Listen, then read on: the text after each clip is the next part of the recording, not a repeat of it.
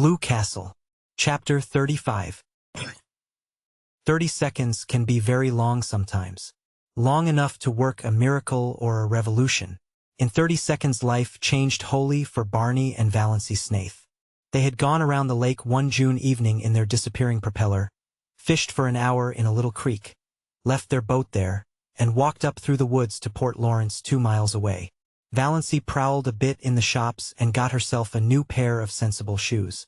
Her old pair had suddenly and completely given out, and this evening she had been compelled to put on the little fancy pair of patent leather with rather high, slender heels, which she had bought in a fit of folly one day in the winter because of their beauty and because she wanted to make one foolish, extravagant purchase in her life. She sometimes put them on of an evening in the Blue Castle, but this was the first time she had worn them outside. She had not found it any too easy walking up through the woods in them, and Barney guyed her unmercifully about them. But in spite of the inconvenience, Valency secretly rather liked the look of her trim ankles and high instep above those pretty, foolish shoes and did not change them in the shop as she might have done. The sun was hanging low above the pines when they left Port Lawrence. To the north of it the woods closed around the town quite suddenly. Valency always had a sense of stepping from one world to another, from reality to fairyland, when she went out of Port Lawrence and in a twinkling found it shut off behind her by the armies of the pines.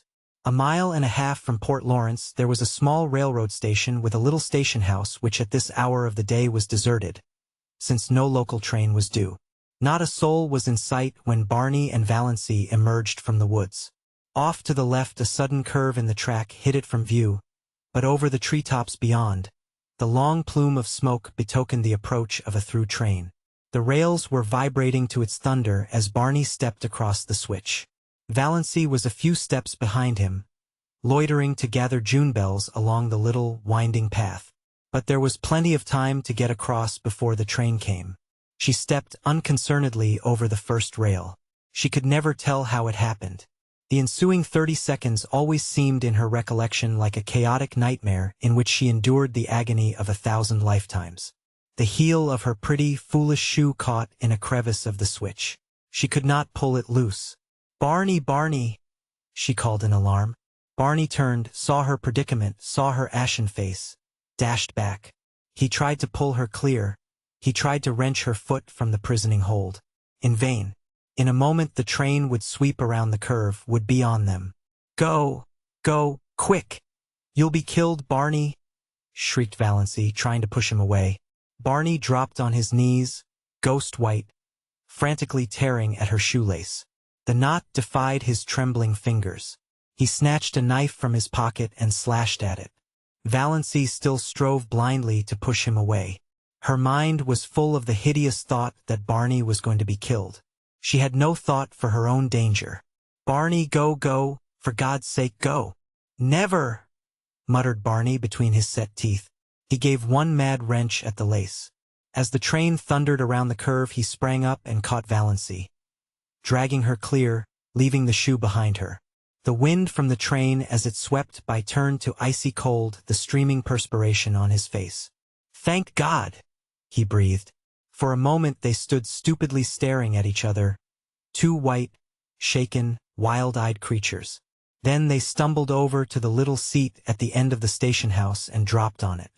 Barney buried his face in his hands and said not a word. Valency sat, staring straight ahead of her with unseeing eyes at the great pine woods, the stumps of the clearing, the long, gleaming rails. There was only one thought in her dazed mind, a thought that seemed to burn it as a shaving of fire might burn her body.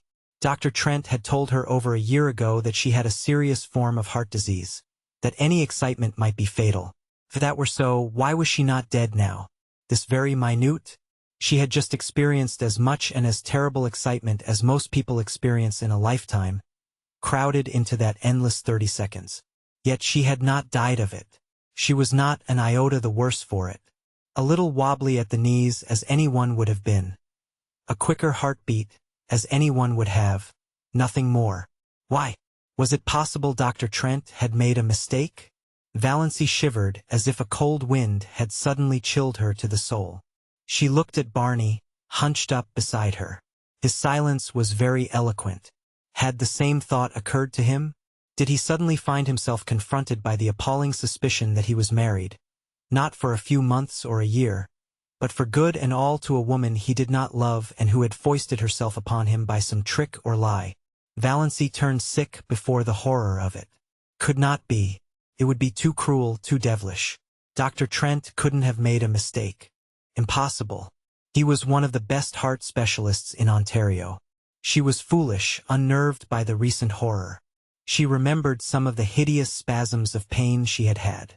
There must be something serious the matter with her heart to account for them. But she had not had any for nearly 3 months. Why? Presently Barney bestirred himself.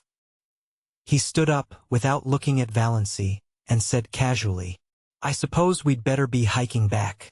Sun's getting low. Are you good for the rest of the road?" "I think so," said Valency miserably. Barney went across the clearing and picked up the parcel he had dropped, the parcel containing her new shoes. He brought it to her and let her take out the shoes and put them on without any assistance, while he stood with his back to her and looked out over the pines. They walked in silence down the shadowy trail to the lake. In silence Barney steered his boat into the sunset miracle that was Mistawi's. In silence they went around feathery headlands and across coral bays and silver rivers where canoes were slipping up and down in the afterglow. In silence they went past cottages echoing with music and laughter. In silence drew up at the landing place below the Blue Castle. Valency went up the rock steps and into the house.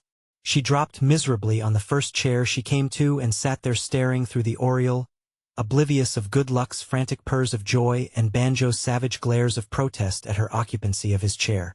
Barney came in a few minutes later. He did not come near her, but he stood behind her and asked gently if she felt any the worse for her experience. Valency would have given her year of happiness to have been able honestly to answer yes. "No," she said flatly. Barney went into Bluebeard's chamber and shut the door.